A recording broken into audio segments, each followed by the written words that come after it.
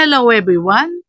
At this point, I am going to share something about a topic that I learned so much during the training I attended before, and that is eccentric equations. I will give you some examples, so watch until the end of this video and you will learn a lot. Eccentric means sira-sira. In adjective, it is katuwa, queer, strange, peculiar, uncommon, quaint, eccentric, medyo loko or sinto-sinto kumbaga sa tao, half-witted, eccentric, flightly. But there are also eccentric meaning in geometry. Eccentricity of circle, eccentricity of parabola, eccentricity of ellipse, eccentricity of hyperbola, eccentric equations calculator, sometimes problem solving. In mathematics, the eccentricity of a conic section is a non-negative real number that uniquely characterizes its shape. One can think of the eccentricity as a measure of how much a conic section deviates from being circular in particular. The eccentricity of a circle is 0. The eccentricity of an ellipse, which is not a circle, is between 0 and 1. The eccentricity of a parabola is 1. The eccentricity of a hyperbola is greater than 1. The eccentricity of a pair of lines is infinity. Two conic sections with the same eccentricity are similar. Now, what is the importance of equations?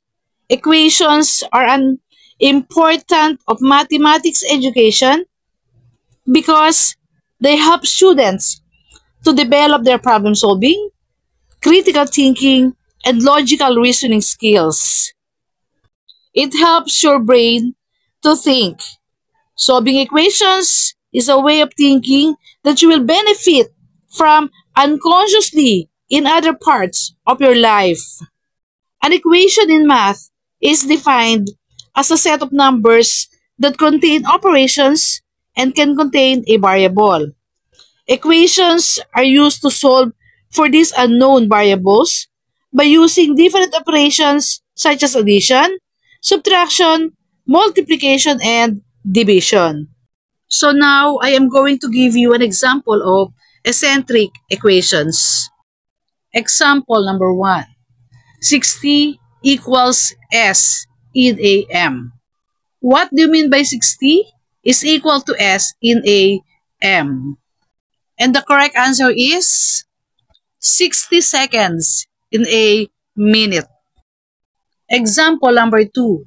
30 equals D, H, S, A, J, and N. What do you mean by that equation? The answer is 30 days has September, April, June, and November. Example number 3. 8 equals P of S in the EL. What is P of S in the EL? And the answer is 8 parts of speech in the English language. Example number 4. 360 is equal to D in AC.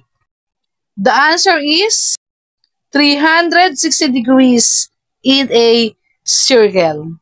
Example number 5. 60 is equal to M in an H.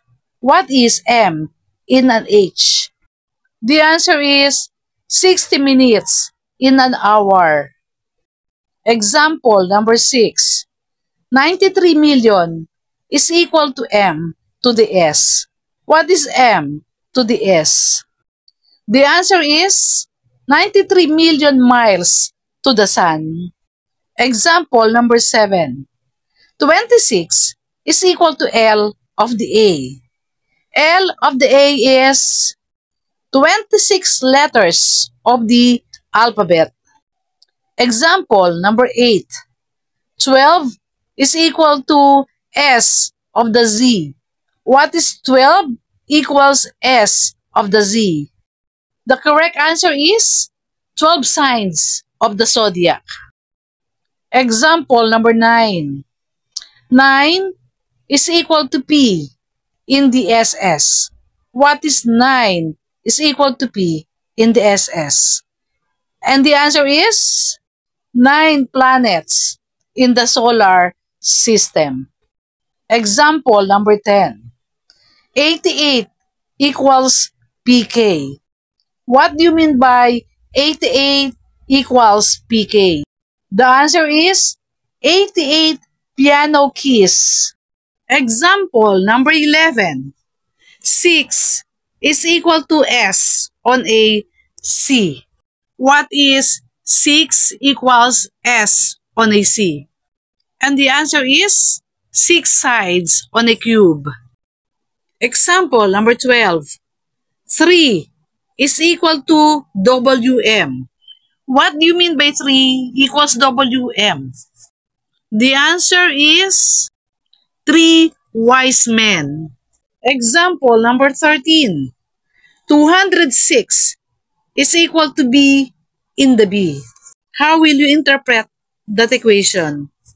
The answer is 206 bones in the body. Example number 14. 100 is equal to L on a C. What is 100 equals L on a C? The answer is 100 legs on a centipede. Another example, number 15. 5 is equal to F on each H or toe on each F. So again, what is 5 equals F on each H? And the answer is 5 fingers on each hand. Example number 16. 32 is equal to DF at which WF. What does it mean? The answer is 32 degrees Fahrenheit at which water freezes. Example number 17. 18 is equal to H in a GC. The answer is 18 holes in a golf course. Example number 18. 90 is equal to D in a RA. What is 90 equals D in a RA? The answer is 90 degrees in a right angle. Example number 19. 24 is equal to H in a D. What is 24 equals H in a D? The answer is 24 hours in a day. Example number 20. 29 equals D in F in a LY. What is 29 is equal to D in F in a LY? And the answer is 29 days in February in a leap year. Remember that eccentricity is often associated with genius, intellectual giftedness, or creativity. People may perceive the individual eccentric behaviors as the outward expression of their unique intelligence or creative impulse.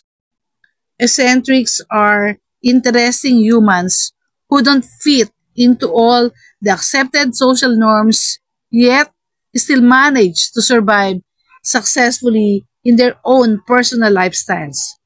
Eccentricity can be a down backward if you are in a leadership position where normal behavior and expected and respected. Thank you for watching. Have a blessed day to everyone. God bless us all.